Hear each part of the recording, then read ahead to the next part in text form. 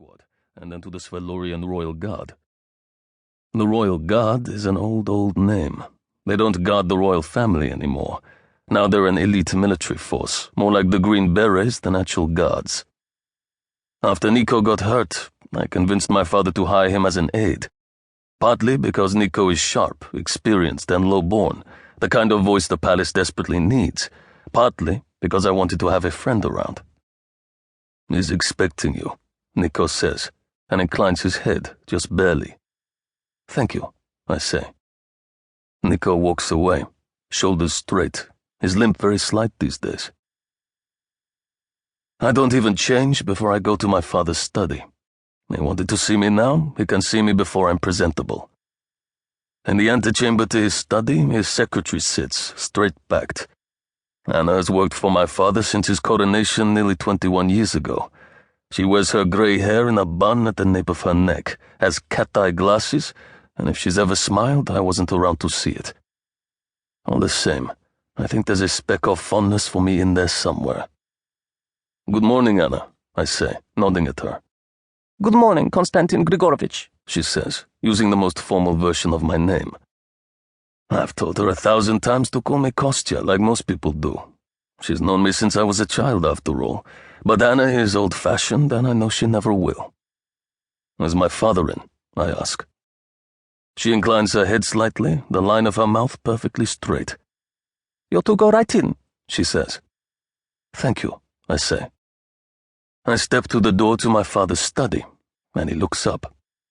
I close the door behind me, and he sits behind his massive ornate wooden desk. It's one of a handful of furniture pieces that survived the nearly 70 years of Soviet rule. I clasp my hands in front of me, the sweat on my shirt cooling against my skin. He gives me a long look, his face nearly unreadable, but I think there's a hint of disapproval there. "You asked for me, father," I say. He finally looks up at my face. "Yes," he says. "The Queen and I are receiving Ambassador Tower's daughter at the train station, and you'll be joining us." For just a moment, I stare at him. It's not that he calls my mother, his wife, the Queen. That's what he always calls her. It's probably what he calls her in private. But why are they going to a train station to greet the ambassador's daughter? And why the hell do I have to go with them? "Father, I have a fairly busy schedule today," I say. I try my best to sound respectful. He just looks at me, then looks back at the papers on his desk. "After the small council meeting, I'm being briefed on the situation in the north by several of the outpost leaders there, and then I've set up a meeting with General Vladov to talk about the most appropriate response. The United Svelorian Front likely has Russian backing," he says, cutting me off. He's still looking at the papers on the desk. "If we want to stand a chance against that kind of threat, we need the Americans on our side. We have extended every courtesy to Ambassador Towers, and we will do the same for her daughter." "Father, I'll be meeting her at the formal dinner tonight," I say. I try to keep my voice flat and neutral, but I can hear the irritation creeping into it. Surely it's more important that I understand the threat that the USF poses than meet some American girl on her arrival. I want to say, we're not still doing things the old way. We don't broker treaties and trade agreements over vodka shots in back rooms anymore. "I'll have Anna reschedule all that," he says, barely glancing up at me.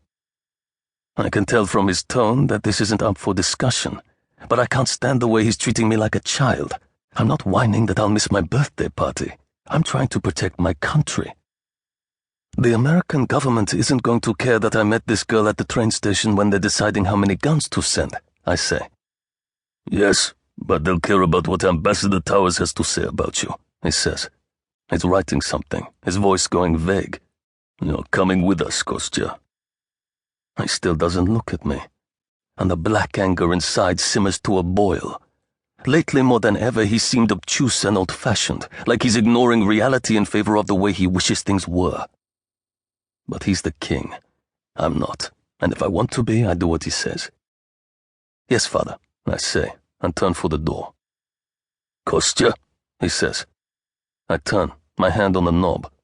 "I've taken the liberty of asking Yelena Pavlovna to accompany you to dinner tonight," he says. He looks up at me again. I don't say anything. It's not as if protesting will change his mind. "It's more than time, Kostya," he says. "The prince needs